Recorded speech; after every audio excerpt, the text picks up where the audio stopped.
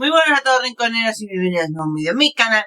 En este vídeo no va a haber noticias Funko, ya que la semana pasada solo salieron 2 Funkos y para hacer un vídeo super mierda de 2 minutos, pues paso, ¿vale? Así que esas 2 noticias las pasamos para la siguiente semana, ¿vale? Entonces, como no quería dejar el lunes sin nada y la semana pasada acabó una de la serie que está en mi top, ¿vale? Quería hacer una review de la temporada, ¿ok? ¿Vale? Así que voy a dividirla por partes, como siempre, como personajes, trama y mi opinión, ¿vale? Para que así sepáis de qué va la serie y todo. Así que sin más dilación, empezamos.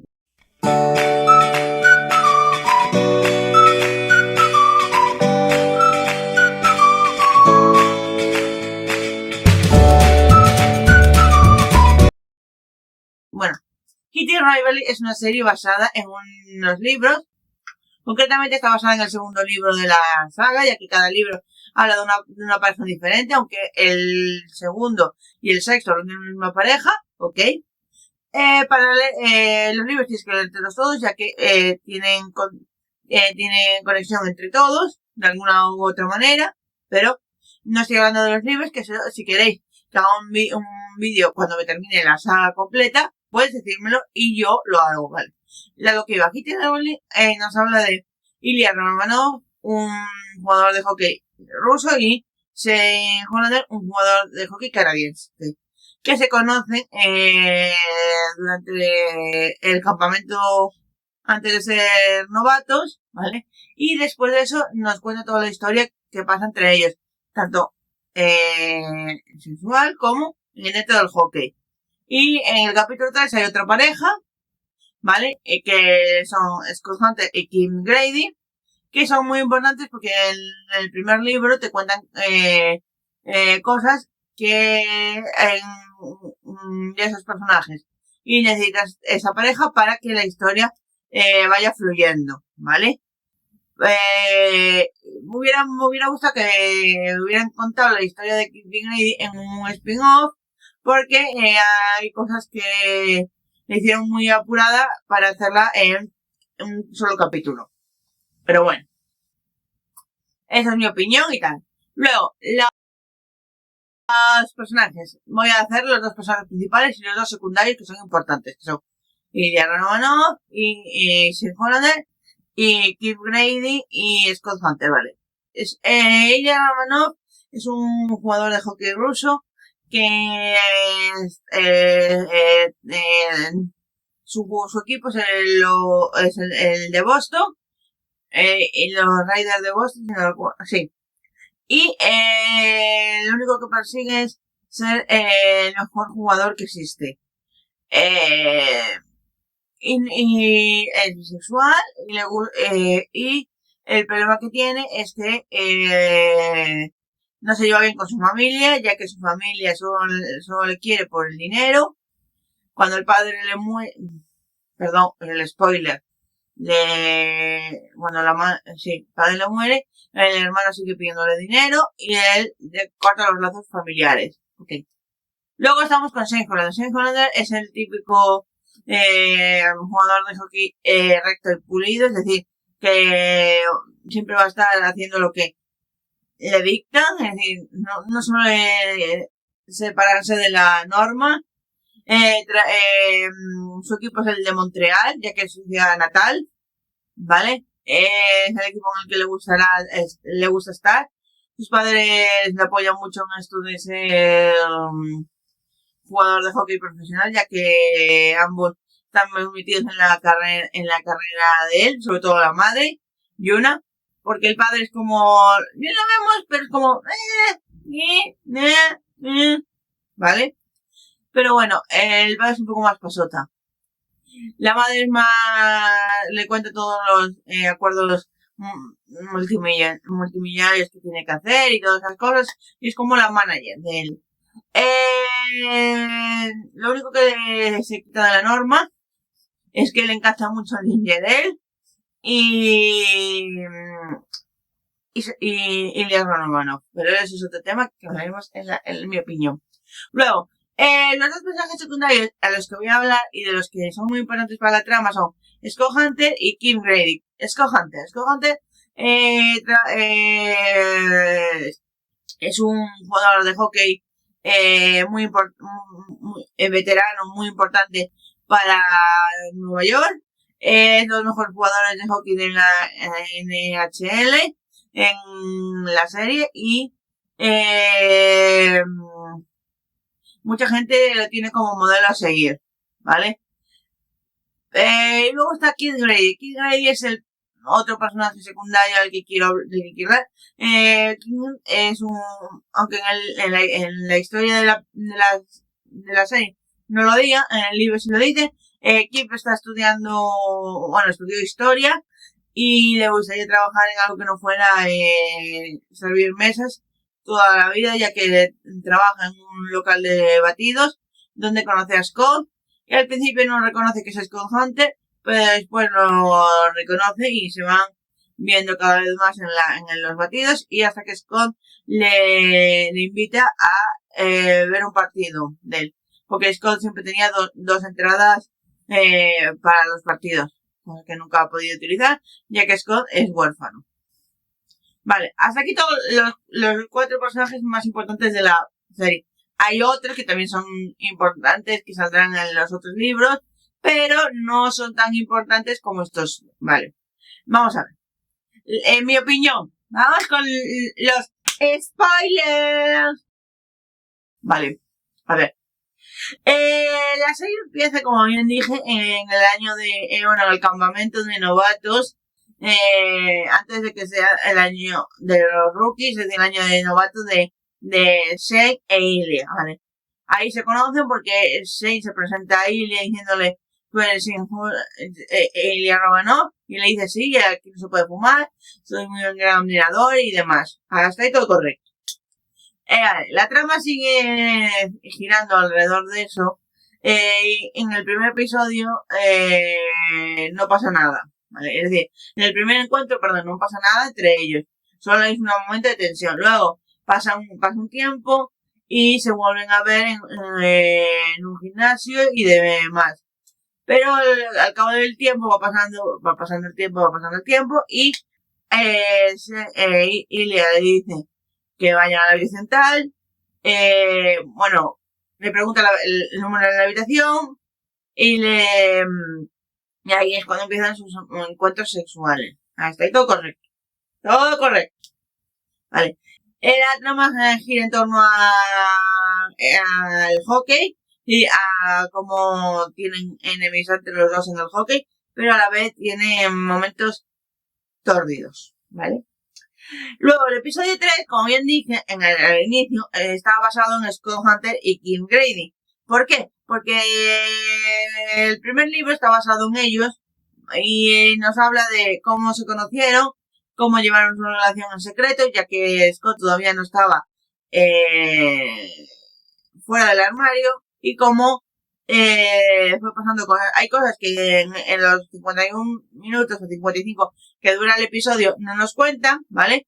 Porque hay momentos muy bonitos en los que, por ejemplo, cuando termina el episodio, vemos que Scott Kit está celebrando su cumpleaños con los amigos. Scott lo ve desde la ventana y se pone triste porque ya en ese momento lo había dejado, ¿vale? Pero luego está el momento en el que regresan porque Scott va a casa de Kim a decirle todo lo que siente delante de la familia de él, y claro, es un momento muy bonito y esa parte nos la quitaron y me fastidia muchísimo, ¿vale? Luego, hay un momento muy bonito en la serie que me encantó, que es el momento en el que Scott está ganando su copa, es decir, la Stanley Cup, que es como se llama la copa de la NHL, ¿vale? Y en vez de esperar a después, como habían pactado, a la rueda de prensa para decir, mira, soy gay, ¿vale? Soy gay. Pues lo que hace es llamar desde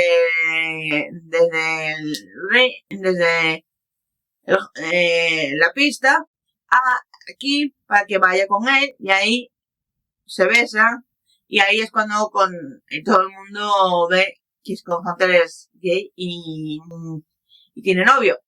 Y eso es como un boom para mucha gente, porque, sobre todo para Ilia, ya que Ilia le había preguntado con anterioridad Shane si podía ir con él a su casa a su cabaña, ¿vale? En el verano y le dijo que no sabía, pero al final, gracias a Scott Hunter, le dice que va a ir, ¿vale? Vale, la serie acaba un poco abruptamente, ¿vale? Porque me quitaron cosas y me fastidia, ¿vale? ¿Qué cosas me quitaron? No mucho, ¿vale? Al final de la serie, después de que los padres de Shane supieran que Shane es gay y está con Ilya Rosanov, ¿vale? Ellos les cuentan lo que quieren hacer, lo de que Ilya se iría de Boston a Ottawa para estar más cerca y así tener solo 2 horas de distancia entre ambos, y luego a la vez harían una asociación benéfica donde primero enseñarían a niños de todas las índoles a jugar al hockey, y segundo,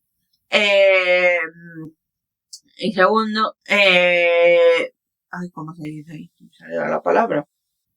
Ya donarían dinero a causas benéficas por la madre de Ilya, que murió por sobredosis en su momento, ¿vale?